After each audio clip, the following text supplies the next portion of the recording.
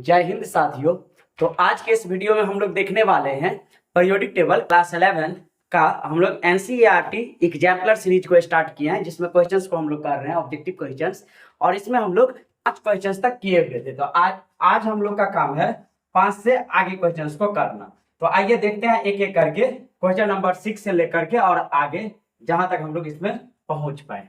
तो पीडीएफ लगा दिया गया हुआ है और आगे अब हम लोग इसमें देखते हैं कि क्वेश्चन को किस तरीका से अप्रोच किया जाता है। बहुत जल्द ही इस चैप्टर्स का आपको एक शॉर्ट नोट आपको इसी चैनल पर हम अपलोड करने वाले हैं। आप वहां से पूरे थ्योरी पेपर्स को आप कवर कर सकते हैं।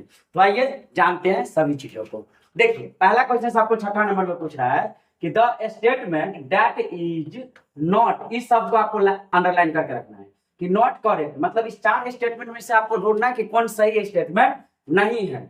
For periodic classification of element, element का जो क्लासिफिकेशन है उसके लिए इस 4 में कौन सा ऐसा स्टेटमेंट है जो गलत है।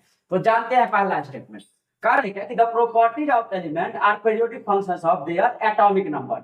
यह तो long form of periodic table का पीरियोडिक लॉ ही है कि जो एलिमेंट का प्रॉपर्टीज होगा, गुण होगा, वह उसके एटॉमिक नंबर का पीरियोडिक लॉ है या उसका प्रॉपर्टीज है, गुण है। यह आपको modern law of periodic table बताता है। दूसरा है कि non metallic element are less in number than metallic element. बिल्कुल सही है।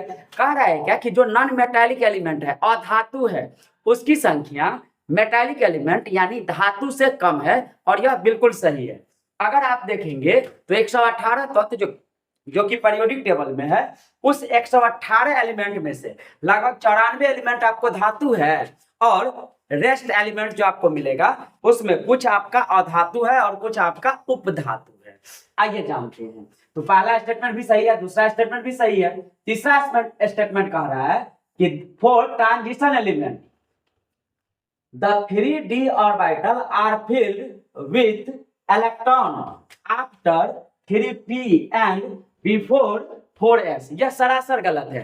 कह रहा है क्या कि 3d ऑर्बिटल, अगर आप इलेक्ट्रॉनिक कॉन्फ़िगरेशन को जानते हैं और इसके अगर एनर्जी ऑर्डर को लिखिएगा तो सबसे पहले कौन आएगा 1s, और 1s के बाद कौन आएगा 2s, और 2s के बाद आएगा कौन 2p, और 2p के बाद आएगा कौन 3s, और 3s के बाद आएगा 3p, इसके बाद आएगा 4s, और 4s के बाद आपको मिलेगा 3d, और फिर मिलेगा आपका 4 का p। यहां पर देखिए अबव प्रिंसिपल के अनुसार जो एनर्जी ऑर्डर आपका बनने जा रहा है, पहले इलेक्ट्रॉन आएगा तो 3 के p में आएगा, उसके बाद 4 के s में जाएगा, और उसके बाद जाएगा आपका 3 के d में। यहाँ क्या कह रहा है कि 3d ऑर्बिटल में जो इलेक्ट्रॉन भरा जाता है, 3d ऑर्बिटल में जो इलेक्ट्रॉन भरा जाता है आफ्टर, मतलब 3p ऑर्बिटल के बाद में भरा जाता है। ये कहना बिल्कुल गलत है। क्यों?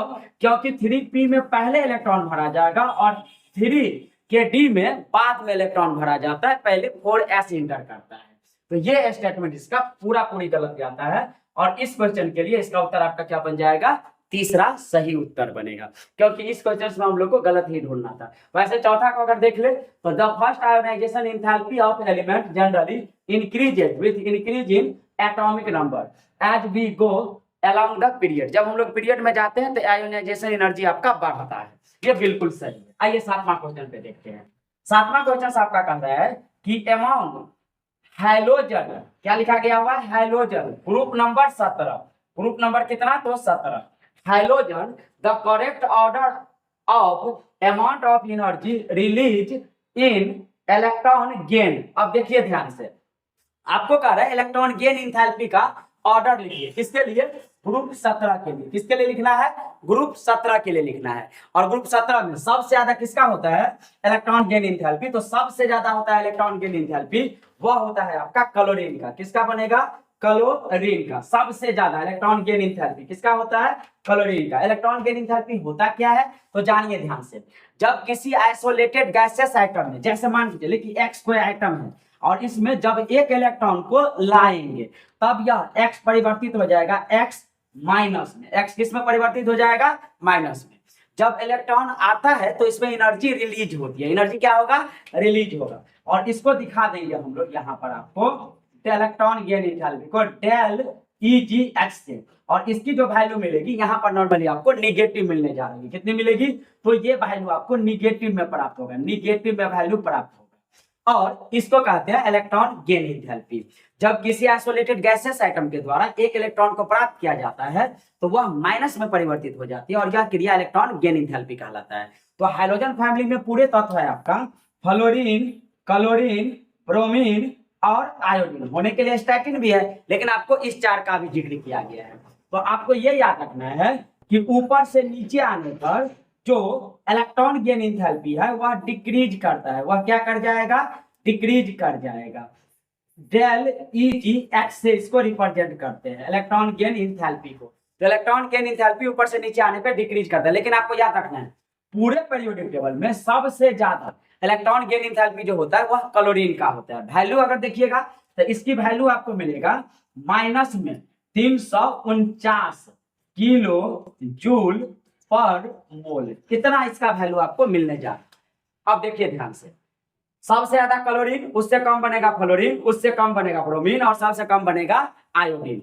तो अगर ऐसा ऑर्डर देता तो हम लोग का बिल्कुल सही रहता कि सबसे ज्यादा क्लोरीन और उससे कम बनेगा फ्लोरीन, और उससे भी कम बनेगा ब्रोमीन, और उससे भी कम बनेगा आयोडीन। लेकिन ऑर्डर इस रूप में नहीं है, ऑर्डर आपको ऐसे डाला गया है। तो ऐसे सजाते हैं। देखिए आयोडीन का तो सबसे कम रहेगा, और आयोडीन से ज्यादा होगा किसका? का ब्रोमीन का। अब ब्रोमीन से ज्यादा बनेगा और क्लोरीन से फ्लोरीन से ज्यादा बनेगा किसका? क्लोरीन का। तो यहां पर लगाते हैं कि ब्रोमीन से ज्यादा बनेगा क्लोरीन, और फ्लोरीन से भी ज्यादा बनेगा कौन? क्लोरीन। अब देखिए तो ऐसा ऑप्शन आपको किसमें दिखाई पड़ रहा है? तो ये जो आपको ऑप्शंस मिलेगा, यह ऑप्शंस मिलेगा आपको किसमें? तो ये ऑप्शंस आपको मिलने जा रहा है। किसमें मिल रहा होगा? तो आपको दिख रहा होगा कि देखिए क्लोरीन से कम है किसका? फ्लोरीन का, और ब्रोमीन से ज्यादा है किसका? क्लोरीन का, और आयोडीन का कम है किससे? ब्रोमीन से। एक यही ऑप्शन है जो इस कंडीशन को फुलफिल करता है। बाद बाकी सभी ऑप्शंस इसके क्या होंगे? गलत साबित हो जाएंगे। तो आइए अब अगले क्वेश्चन की ओर बढ़ते हैं। तो क्वेश्चन नंबर 7 का जो उत्तर बनने जा रहा है वह क्या बनेगा? आपका तीसरा बन जाएगा। अब 8वें क्वेश्चन की ओर बढ़ते हैं, क्वेश्चन नंबर 8। अब देखिए 8वें क्वेश्चन की ओर बढ़ने के लिए एक बार क्वेश्चन को हम लोग क्या करते हैं? PDF में थोड़ी ऊपर लगा लेते हैं। अब देखिए ध्यान से, अब इस क्वेश्चन में आपको बोला गया है कि the period number in long form of periodic table is equal to. Period number जो है, पीरियड नंबर पूछा गया हो, पीरियड नंबर आपको लॉन्ग फॉर्म पीरियोडिक का लंबा वाला जो पीरियोडिक टेबल है इसी को कहते हैं long form of periodic table, जो अभी आधुनिक में हम लोग पढ़ रहे हैं। एरर की वजह से ऑफ